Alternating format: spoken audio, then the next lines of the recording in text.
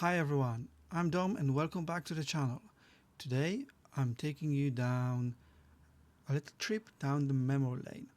So we're gonna go back all the way to the 90s and we're gonna talk about some of my favorite NES games.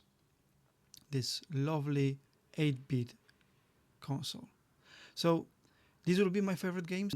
This console was my first ever introduction into a proper gaming in your home.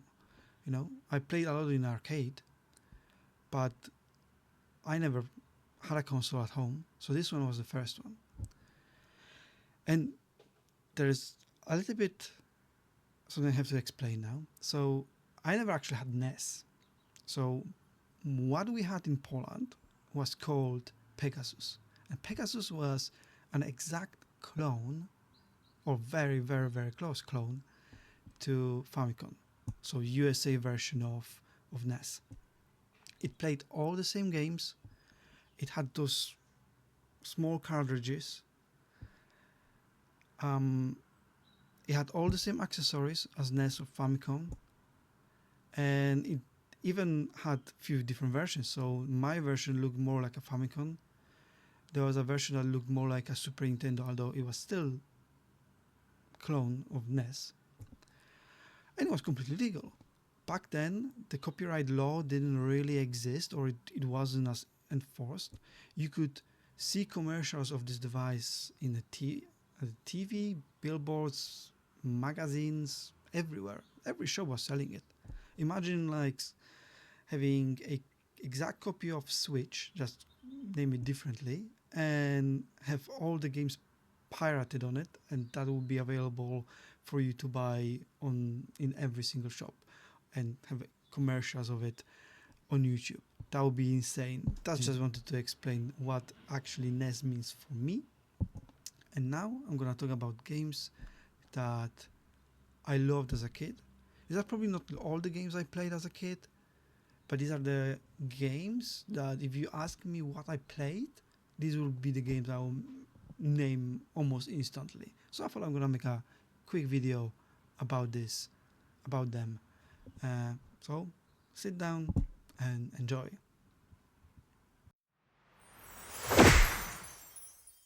Alright, let's kick things off with a game that brought tiny cars and a massive fan to my living room. So this was my first ever racing game, or at least sort of. Micro Machines. The sheer ingenuity of racing these little vehicles across household surfaces absolutely blew my mind. Racing across a breakfast table, dodging cereal boxes, and navigating a workbench filled with tools, that was absolutely brilliant. And obviously it had a multiplayer. I remember screaming at my friends and they screaming at me, and narrowly avoided a ruler or tried to put them off the edge of a sink, or pure chaotic joy. I remember grabbing their controllers, or they grabbing my controllers, so they will fall off the edge. That was absolutely amazing. The top-down perspective was perfect, and the simple yet addictive gameplay loop kept me coming back for more and more and more.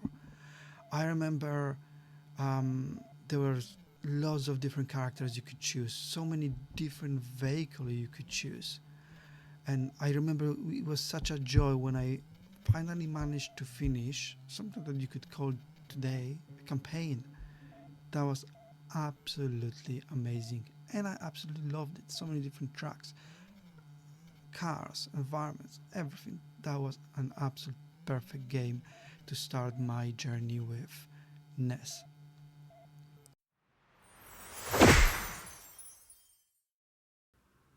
Next up, we're heading to Bedrock with not just one but two fantastic adventurous games from the Flintstones. So there's a Flintstones Rescue of Dino and Hoppy, and the Flintstones The Surprise at Dinosaur Peak.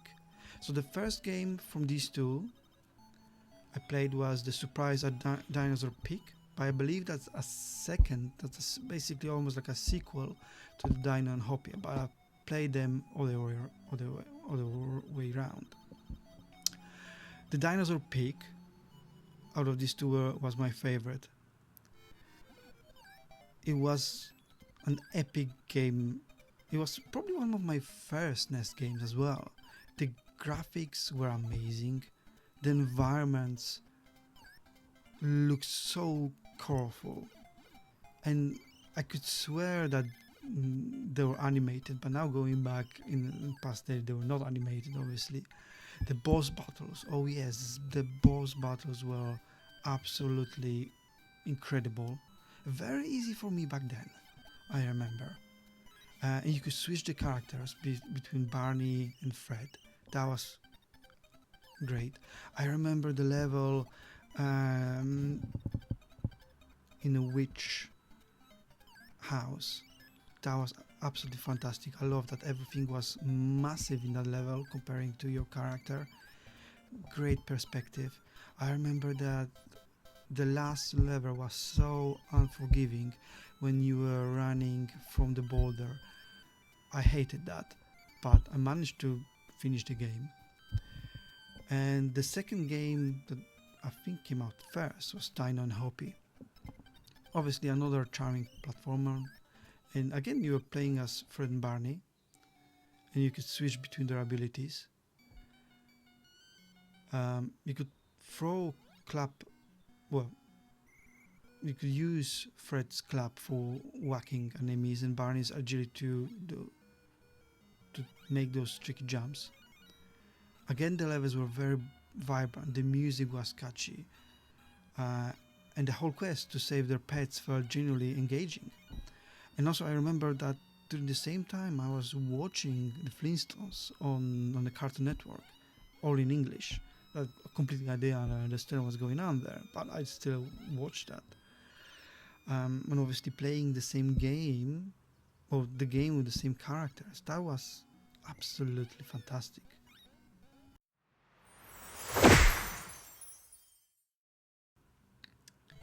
And another game that was absolutely fantastic, and also characters from the cartoons that I was watching at the time, was a double trouble from Chip and Dale Rescue Rangers, and also the sequel Chip and Dale Rescue Rangers 2. So the Rescue Rangers, this game perfectly captured the spirit of the cartoon. You were playing as Chip and Dale, obviously, tossing acorns, working together to lift boxes and defeat fat cat goons. It was brilliant. The level design was inventive, with tons of secrets to uncover, and ability to throw your partner into enemies. Accidentally, of course, but we could just pick them up, and just throw them. Added a hilarious element. The boss fights were memorable, and the overall presentation was just so very polished. And obviously the music from the cartoon was transferred into the game, and that was absolutely epic. And then there came the sequel, which in my opinion refined everything that made the first game so great. The graphics were even sharper, the level variety was fantastic, and the new gadgets and ability kept the game fresh. The cooperative experience was still the heart of it. You could play with two players, and tackling those stages with a friend remains one of my fondest memories of NES. Seriously, the teamwork required made these games truly special. Something like these days you get those games that It Takes Two, for example, or Split Fiction, where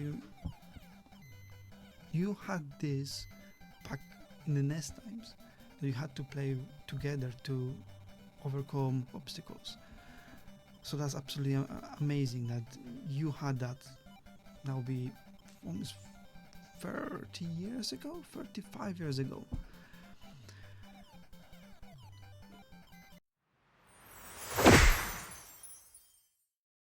Now, again, something that I was watching on the TV. This is kind of a running theme with those games, that a lot of those games I really enjoyed because there was associated cartoon, or in this case anime, that was running on the TV at the same time of me playing it. So that was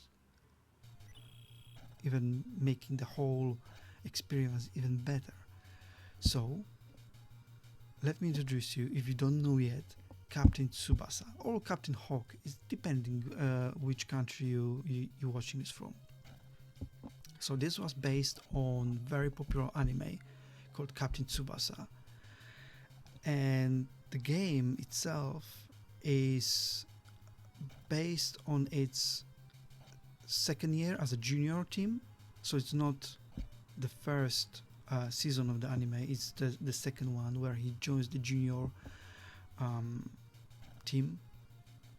And this was very unlike football.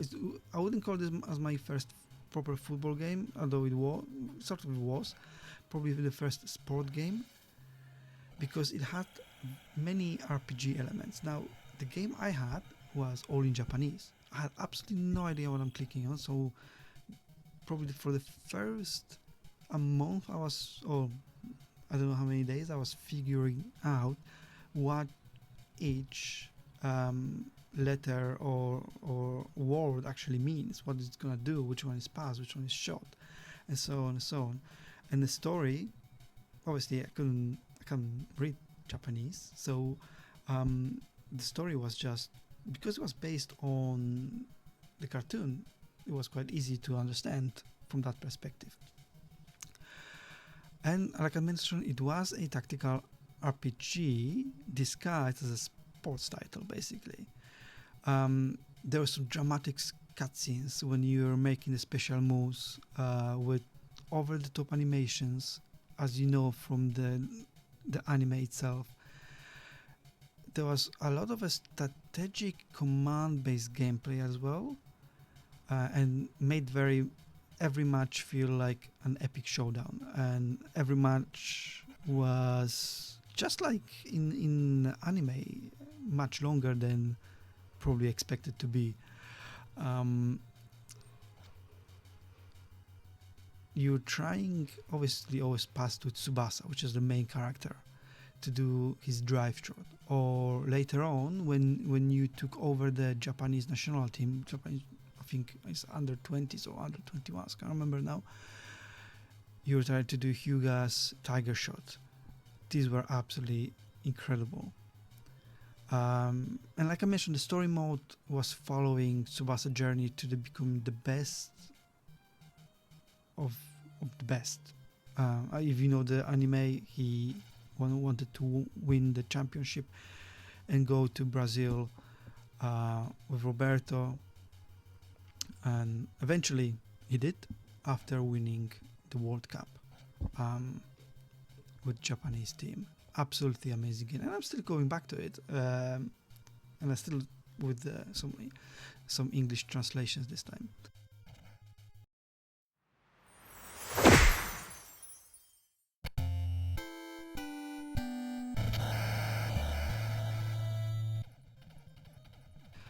Now, this one is a true action classic, Contra. Now, this is probably the game that everyone has it on in their top 10 of best NES games. I can probably guess that.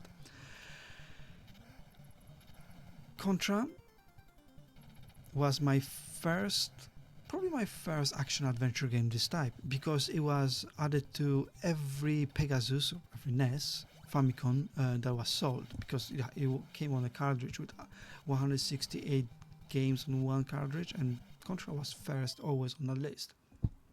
So obviously you're playing this one first. It had a co-op as well, so that was another game where you could play with your friends, same as a Chip and Dale or the same as other games on NES. The amount of different guns, levels, design of the alien bases, the waterfalls, so the animations, the spread gun, the challenging boss battles, obviously, and the sheer intensity of the gameplay made a Contra really standing out for me back in the day. I remember playing with friends, and luckily, because some of those ROMs were hacked, you were able to add yourself 99 lives or 999 lives. So I don't think I actually finished the Contra on its original setting. I don't think so. It was always with like 99 lives, and I probably used like half of it at least to get to the end. And I remember something I learned later on, that I had a Konami code, which I learned later on, and then I tried myself, and obviously you could get 30 lives. That's obviously something that stays with you as well. And this game was tough. It was very tough from today's perspective. Back then, I think people had much more time, so the games were not as tough because you had so much time to learn the game and then progress through the game, that it almost made the games easier that way. Now I have less time, so the games are in a way more complicated for me because I have less time to learn them. Back then, games like Contra, they were very hard, but they were also incredibly rewarding, and you could see your progress, you could learn the levels, you could remember them, and you could see yourself progressing once you mastered it. So that was Contra. Alright, next one up, we have an excellent adventure. The Fantastic Adventures of Dizzy. Now I know there was more Dizzy games, and I learned about this after the fact I had NES. I think I played a lot of those Dizzy games on my DOS computer later on, but this one was the first one I ever encountered because it was also added to many discs, many cartridges that were sold with my version of NES. So Dizzy, the main guy from the Fantastic Adventures of Dizzy, was another RPG game that I didn't know at the time. Obviously, this is a genre, this is an RPG game, this is an adventure game. For me, it was just a game, and honestly, I also didn't understand most of it because everything was in English. The text was in English, and I didn't speak any or read any. At the age of 7 in Poland, it was impossible. So this was a bit challenging for me, but I sort of knew that you have to gather different resources, different items, and give those different items to different people, and stuff was happening, and you were rewarding stars. You were playing as this egg-shaped hero, Dizzy. You had to collect items, solve riddles, and then, like I said, interact with different cast of characters to save his fellow York folk. It was open world. It feel of the game was very impressive to me. Obviously again the colors were absolutely amazing, and the graphics for me at the time really hooked me up to it. Obviously you have to be very patient with that game, and you could quite easily die, and you have to start from the beginning, and you have to remember which tool or which item you need for the next section. So that was another memorable title, and very original, very original.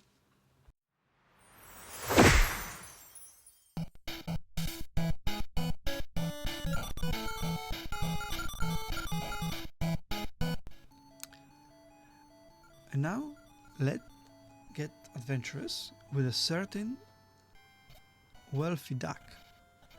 DuckTales. DuckTales.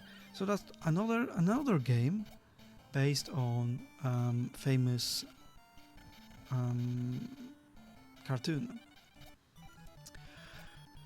So this game was pure platforming perfection. You were bouncing around with Scrooge McDuck, Kane. You were dancing, or you were bouncing on it, exploring exotic locations and collecting all the treasure. It was incredible and very satisfying. It was very hard, I remember, at the beginning for me to understand how you can actually progress in the game. The level design was, again, incredible. Both Dactyls 1 and 2, you're going to different locations. It was absolutely incredible. The music was iconic.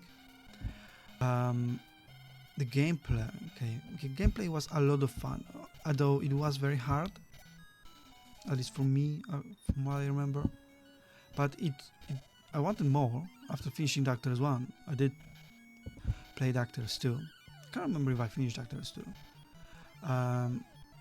But yeah, it was perfectly capturing the spirit of the cartoon, and it's definitely one of my favorite platforms. I still, again, there's another platformer, another game that I still go back to.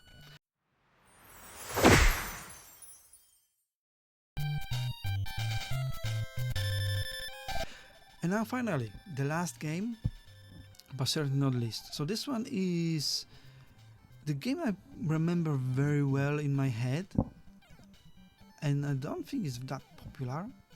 It's Felix the Cat. So Felix the Cat, for me, a pure joy. Very vibrant graphics, charming animation, and a lot of variety of transformation Felix could undergo with his magic bag. That made very unique platformer. It might have even been a game that I finished. It was my first platformer game I finished first.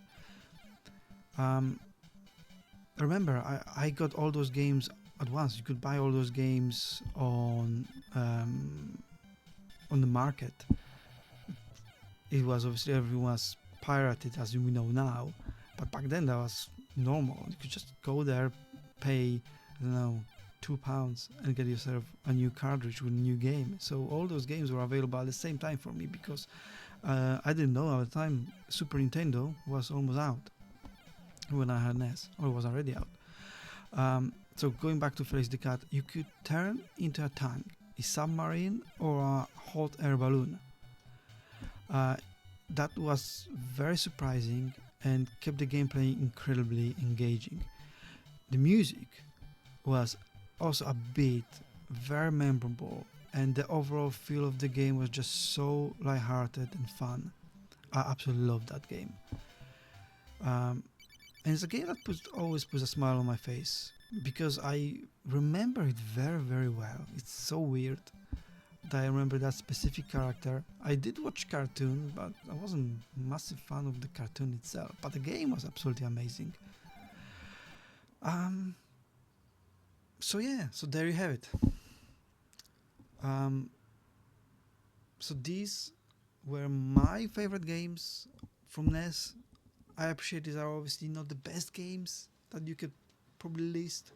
There's no Mario, there's no Zelda, but these games I remember the best, because I played the most amount of hours with those games.